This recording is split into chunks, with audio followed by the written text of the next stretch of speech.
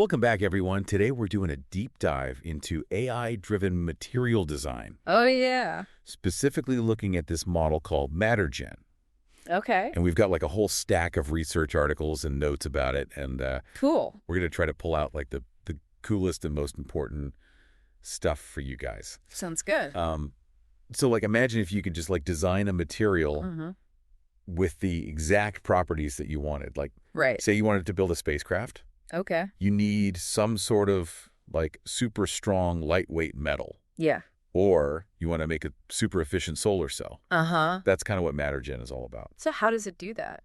It's basically like AlphaFold, but for materials. Oh, wow. I remember AlphaFold. That was a big deal. Yeah, it was huge. So this is like that, but for like metals and ceramics and stuff. Exactly. That's wild. Yeah, so instead of predicting protein structures, Right. it's predicting the structure of inorganic materials. Okay. So it's figuring out how the atoms are going to arrange themselves Right. Uh-huh. and what properties those materials are going to have. So is it like giving you a blueprint, basically? It's like having a blueprint generator for new materials. That's pretty awesome. I mean, Right. I remember back in Material Design 101, just trying to wrap my head around crystal structures. Totally. It was like, this is complicated. I know, it's a lot. If only we had MatterGen back then. Right. It made things so much easier. For sure. So this MatterGen thing, Yeah. it's trained on this massive data set called AlexMP20, Okay. which is actually a combination of like two other data sets, Okay. the Alexandrian Materials Project data sets. So they just like mashed them together? Pretty much, yeah. Wow. And this data set is huge. Bigger than like the image data sets that they use for like AI image stuff? Yeah, it's even bigger than that. That's crazy. Which is crazy to think about, right? Yeah, like how much data can you even... I know, it's a lot. Better. It's a ton of information about all these different materials. So like how do we even know if this thing is legit? Right. Like, how do we know that the materials it's coming up with are actually viable? Like, are they just making stuff up? Exactly. Or is it like real? So to validate it, Okay. the researchers actually had MatterGen try to rediscover known materials. Interesting. So basically, they gave it a test with answers they already knew. Oh, so like they're checking to see if it can reproduce stuff that we already know exists. Exactly. Okay, that makes sense. Yeah, so it's like checking if our blueprint generator can actually like redraw an existing blueprint Right. before we let it loose to create something totally new. And did it pass the test? Yeah, it did pretty well, actually. Oh, wow. And they actually even synthesized one of the materials Oh, wow, really? that MatterGen predicted in a lab. So like they actually made it? Yeah, it's called TACR-206. TACR-206. Yeah, and they designed it to have a specific bulk modulus. Which is like a measure of how resistant it is to being compressed, right? Exactly. And the experimental results actually lined up pretty closely So it actually worked. with MatterGen's predictions. Wow, that's super cool. Yeah, it's pretty amazing. So we're not just talking about like theory here. We're talking about like actual materials. Exactly. It's a big step from just like theoretical predictions to actually creating something tangible in the wild. So how does MatterGen actually work? Yeah. Like how does it go from a bunch of atoms to like a material? It uses this process called diffusion. Diffusion. Yeah, and it's kind of like, imagine you take a clear image and you gradually add noise to it until it just becomes static. Okay, like a TV screen with just static. Exactly. Got it. And then MatterGen learns to reverse this process. Oh, wow. So it starts with the static, Okay. which is like a random arrangement of atoms, Right. and then it refines it Right. into a blueprint for a stable material. So it's like cleaning up the static Yeah. to reveal a picture. That's a cool way to think about it. So it's finding the hidden picture in the static, Yeah, which in this case is the structure of a new material. I like that. And for a material to be considered like noteworthy by MatterGen, Okay. it has to meet 3 criteria. Okay, what are they? So it has to be stable. Okay, so it can actually hold its structure. Right. Makes sense. It has to be unique. Okay. So different from anything the model has generated before. So it's not just like spitting out the same thing over and over again. Exactly. Got it. And it has to be novel. Novel. So like Meaning it doesn't already exist. brand new. Yeah, it's not in any material database. Wow, so it's finding like hidden gems, Yeah, basically. things that no one's ever seen before. Exactly. That's incredible. Yeah, it's pretty wild. But I'm sure there's got to be some challenges. Oh, yeah, definitely. Like, Look, with anything new. especially when you're dealing with something as complex as material design. Yeah, for sure. Like, how do you even define what's truly new? When there are countless ways to arrange atoms. Like, how do you know you're not just making a slightly different version of something that already exists? Exactly. Like finding a needle in a haystack. It's like trying to find a unique grain of sand on a beach. Right. Yeah, it's a tough problem. So how do they deal with that? So the researchers developed this really sophisticated algorithm Okay. specifically to detect what they call compositional disorder. Compositional disorder. Yeah, it's basically like having an extra set of eyes that can spot even the tiniest differences in how the atoms are arranged. So it's like super sensitive?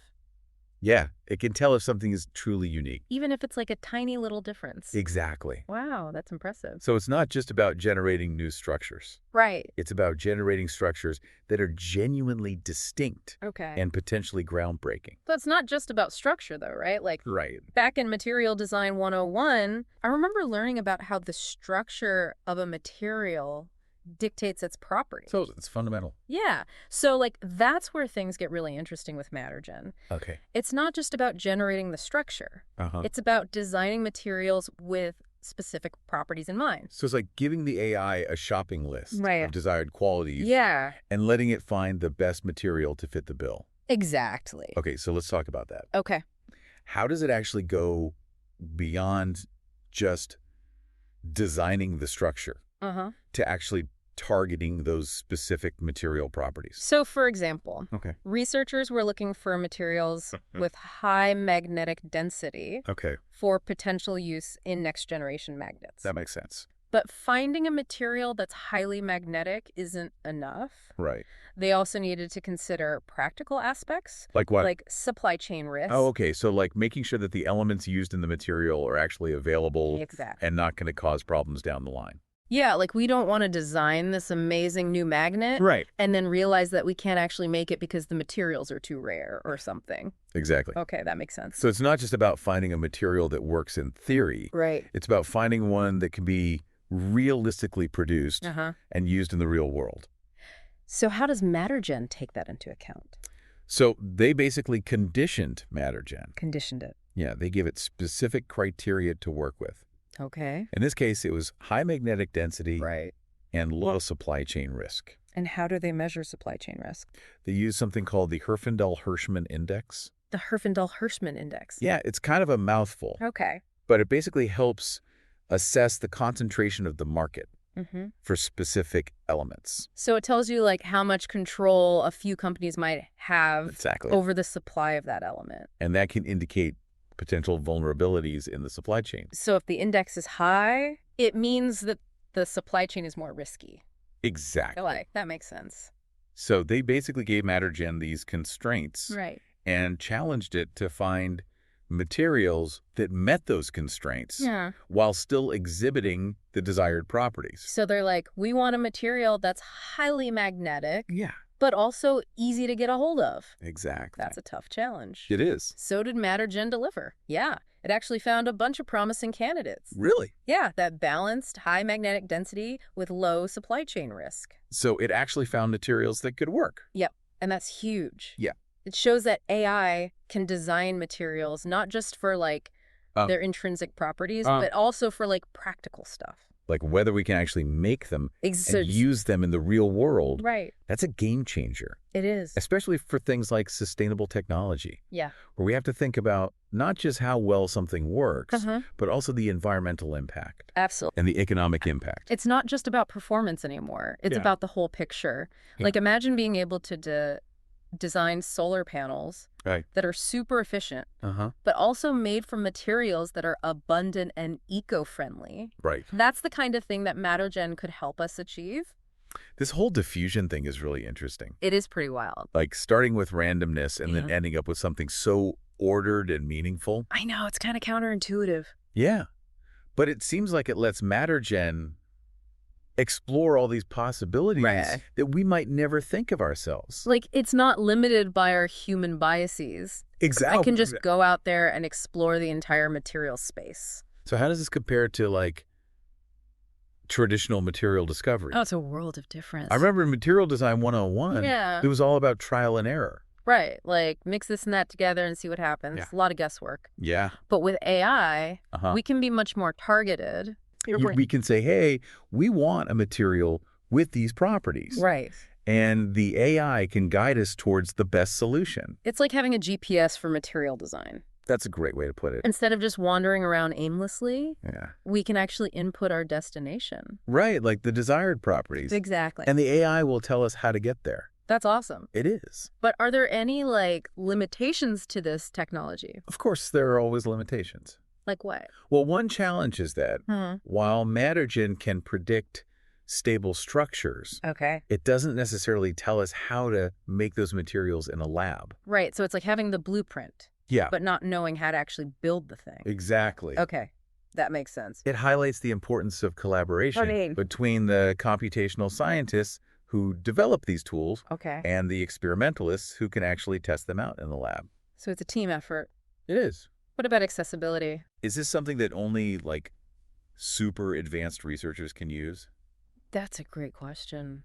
Or can material design 101 students like me hope to use it someday? Well, the good news is the researchers have made the code and data sets publicly available. Oh, wow, that's huge. Yeah, it means that anyone can potentially use MatterGen. So it's not just locked away in some ivory tower? Nope.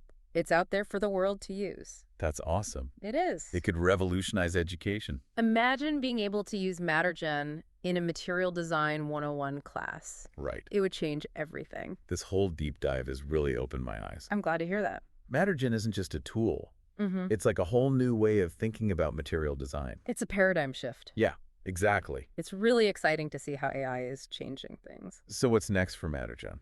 Well, the team is always working to make it better. Okay. One exciting thing they're working on is integrating machine learning models that can predict not just the structure, but also the synthesis pathway for new materials. Oh, wow. So like a recipe for how to make them. Exact. That would be incredible. That'd be a game changer. Yeah, like MatterGen tells you what to make, and then this other AI tells you how to make it. Yep, it would streamline the whole process. From idea to reality. Exactly. It would be amazing. It would. I'm also curious about MatterGen's potential to, like, rediscover or even improve existing materials. Oh, yeah, that's a big one. I remember learning in Material Design 101 that even materials that have been around for centuries can still be optimized. Absolutely. So could MatterGen help with that? It definitely could. How so? Well, it's already shown that it can rediscover known materials. Right. Like it found almost 2,500 of them. That's a lot. It is. So that means it has a really deep understanding of the principles behind material properties. Exactly. So it could potentially use that knowledge to tweak existing materials. Right. And make them even better. Like imagine making tiny adjustments at the atomic level to enhance a material's strength or durability. Or even its sustainability. Oh, golly. That would be really cool. It would. Like having a master craftsman who can take something that's already good and make it perfect. Precisely. And that would be really valuable. Especially in industries where even small improvements can make a big difference. Like where?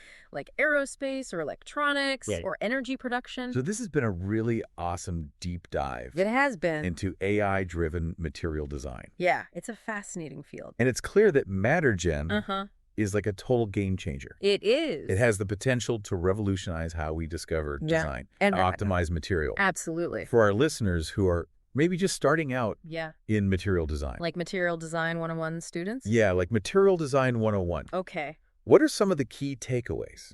So I think the biggest thing is embrace these computational tools. Like MatterGen. Like MatterGen. Yeah, they're changing everything. They're making material science more efficient, more targeted, more exciting.